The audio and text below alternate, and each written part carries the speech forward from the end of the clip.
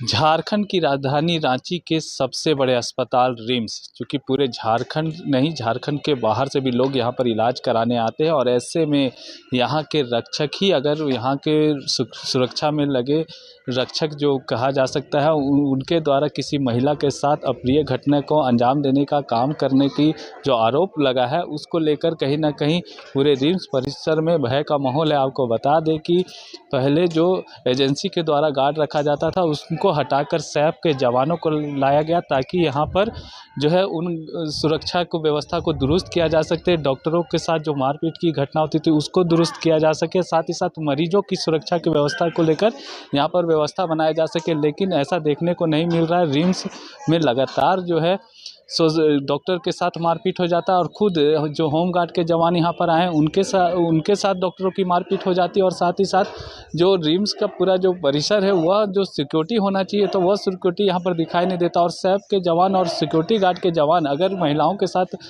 गलत भावना रखेंगे तो कहीं ना कहीं पूरा रिम्स का नाम बदनाम होता है।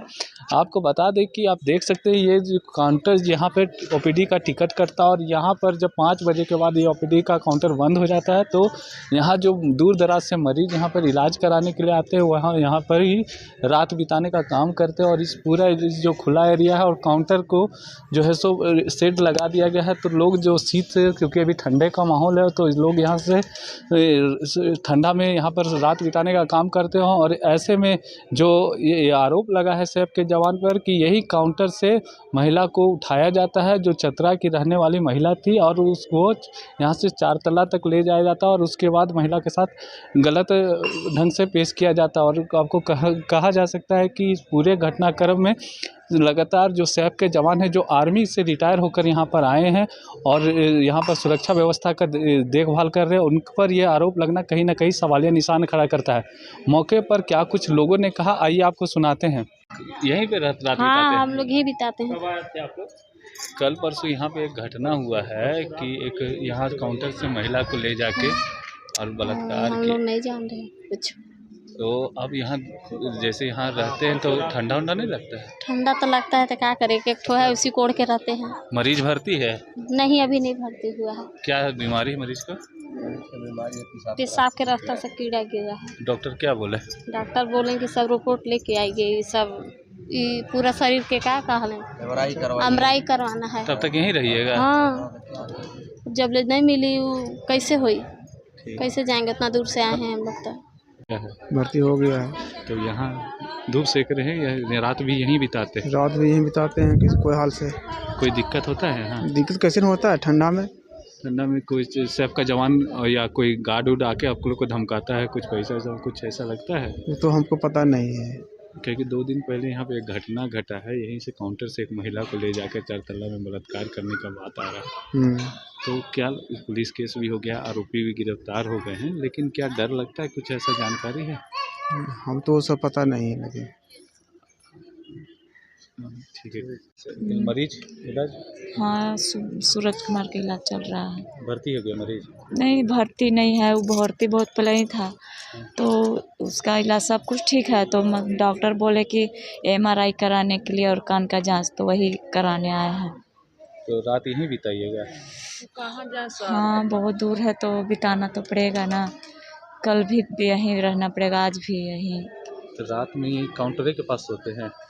नहीं, यहीं कहीं सूतेंगे, यहीं आसपास कहीं?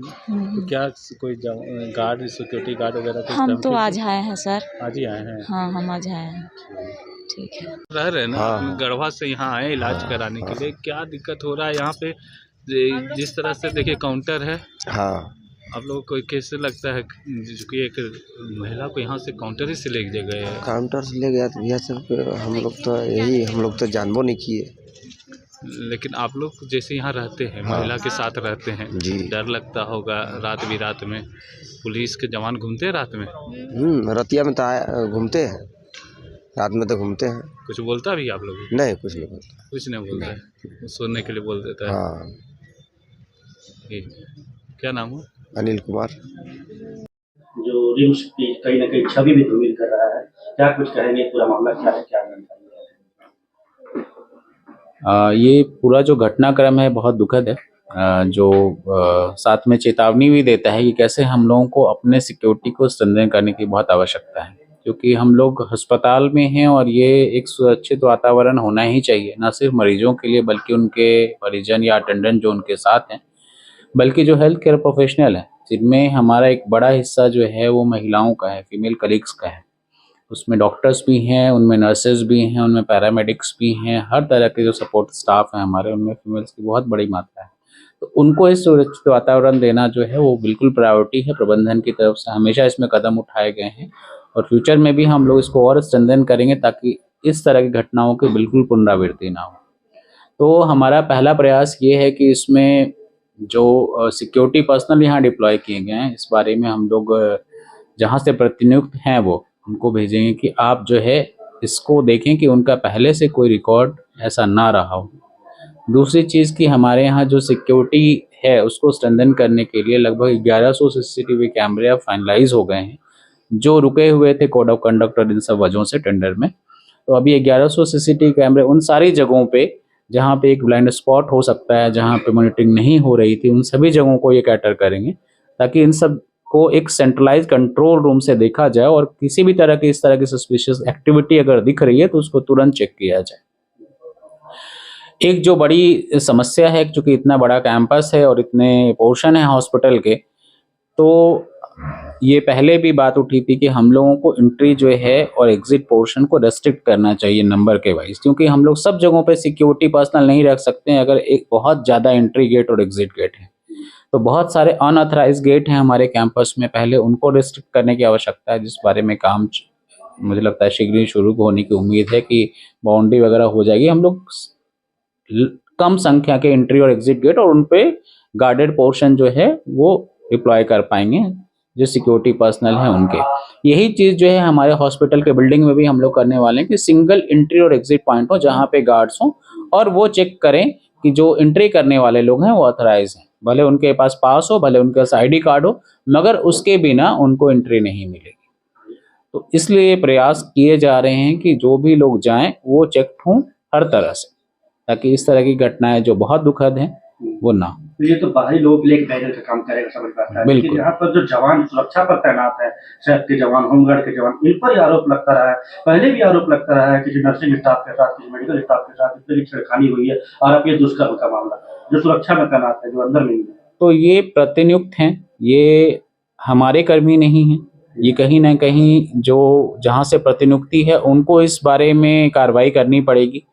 रिम्स प्रबंधन अपनी तरफ से ऑब्वियसली उनको भेजेगा कि इन पे कार्रवाई की जाए, इनके अगेंस्ट ये आरोप है, और आपराधिक आरोप अगर हैं तो मुझे लगता है न्यायालय में उनके खिलाफ जो है वो आगे की चीज़ें एज पर लॉ होंगी।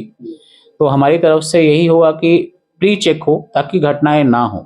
यहाँ किसी को डिप्लॉय करने से पहले, प्रतिनियुक्त करने से पहले, ये सारे जो भी एजेंसी हैं होमगार्ड की तरफ से अगर आ रहे हों या सबकी तरफ से आ रहे हों, तो उनको इनका रिकॉर्ड चेक पहले कर लेना चाहिए। अगर इस तरह की कोई चीज़ है तो यहाँ पे उनकी प्रतिनियुक्ति बिल्कुल ना हो की जाए। कितने जवान हैं? अभी यहाँ पे लगभग 400 होमगार्ड के जवान हैं और 48 जो है वो सैप के जवान हैं, प्लस इनके कंट्रोलिंग अफसर हैं, तो 2 जो है वो सैप के कंट्रोलिंग अफसर और 3 होमगार्ड के। इनकी काउंसलिंग को लेकर कोई उस प्रबंधन के द्वारा कुछ ऐसा विचार?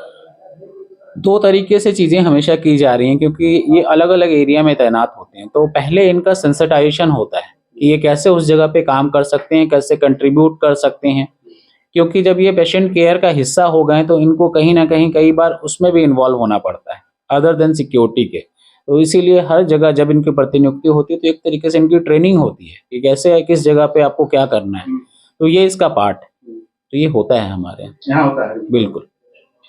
एक बार परिचय दीजिए। मेरा नाम डॉक्टर राजीव रंजन है, मैं PRO